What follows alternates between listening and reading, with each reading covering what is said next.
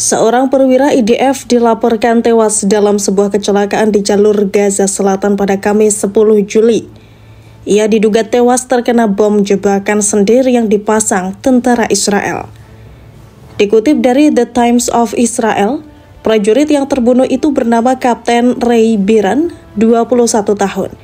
Ia merupakan seorang komandan tim di unit pengintaian Brigade Golani dari Shorashim. Menurut penyelidikan IDF, insiden itu terjadi selama serangan yang sedang berlangsung di Khan Yunis. Selama operasi tersebut, pasukan berupaya memasang ranjau pada bangunan-bangunan yang diduga digunakan oleh Hamas.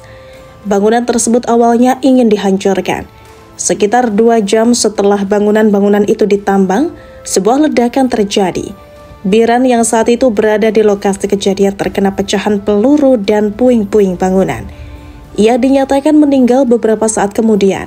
Insiden itu masih akan diselidiki lebih lanjut oleh IDF.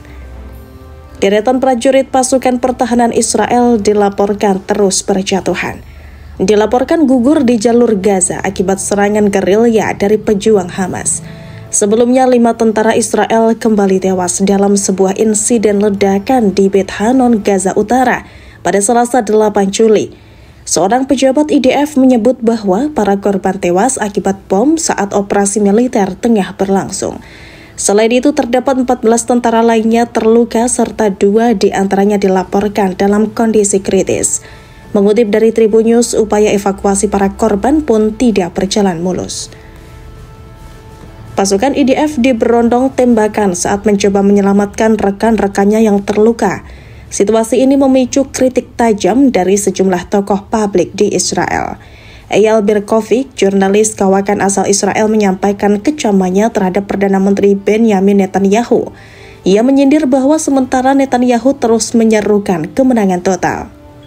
Namun kenyataannya setiap pekan justru ada 10 tentara yang harus dikubur. Berkovic mengaku telah lama meyakini bahwa para tentara Israel gugur sia-sia. Ia menilai Netanyahu harus bertanggung jawab atas darah para prajurit yang terus bertumpah. Sejak berkuasa selama lebih dari 1 dekade, Netanyahu dikenal sebagai sosok kontroversial dalam dunia politik Israel. Ia pandai memainkan retorika keamanan nasional, menyulut ketakutan akan ancaman eksternal demi mempertahankan kekuasaannya.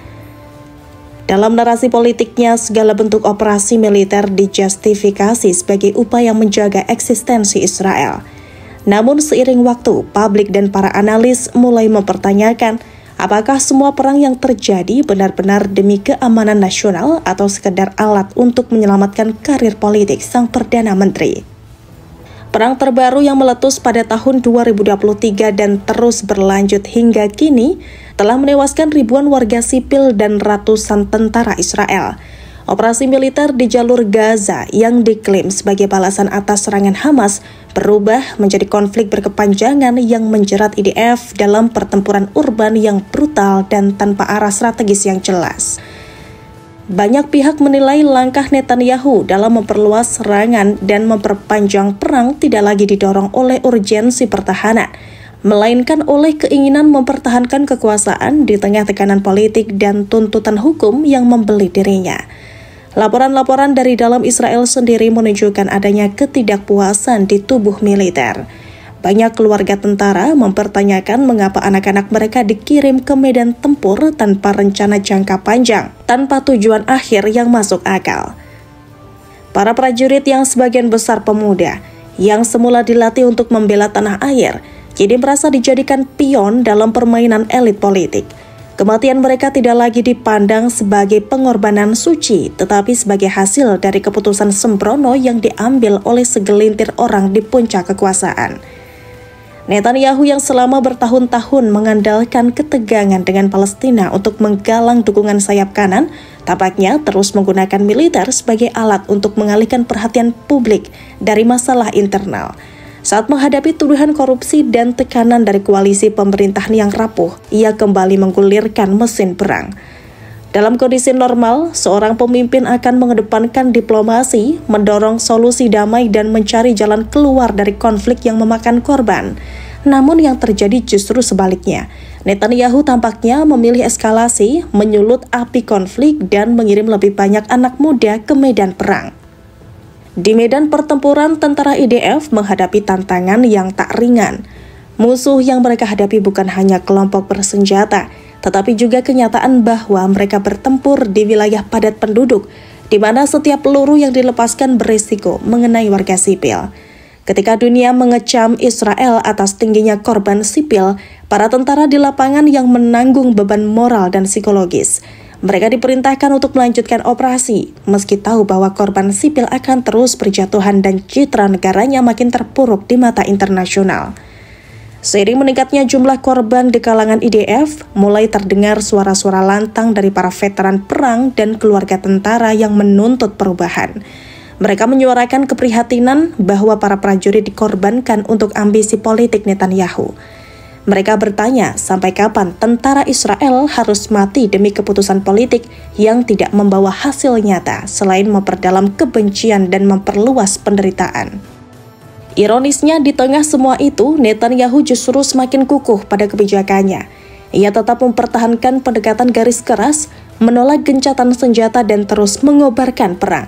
Ia tahu betul bahwa di sebagian kalangan pemilih konservatif, aksi militer akan menaikkan popularitasnya.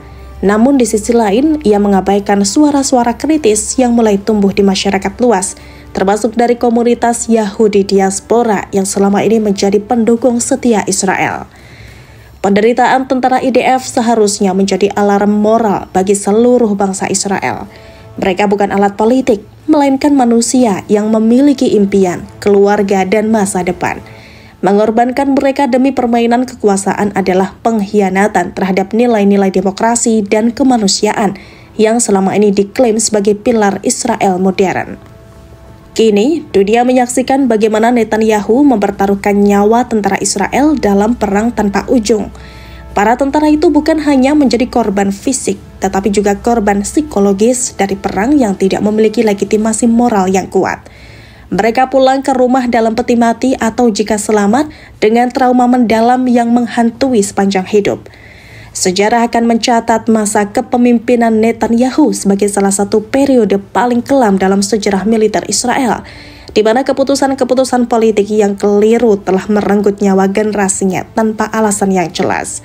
Jika Netanyahu terus membutakan diri terhadap kenyataan ini, maka pada akhirnya bukan hanya para prajurit IDF yang dikorbankan, tetapi masa depan Israel itu sendiri yang akan menjadi taruhannya.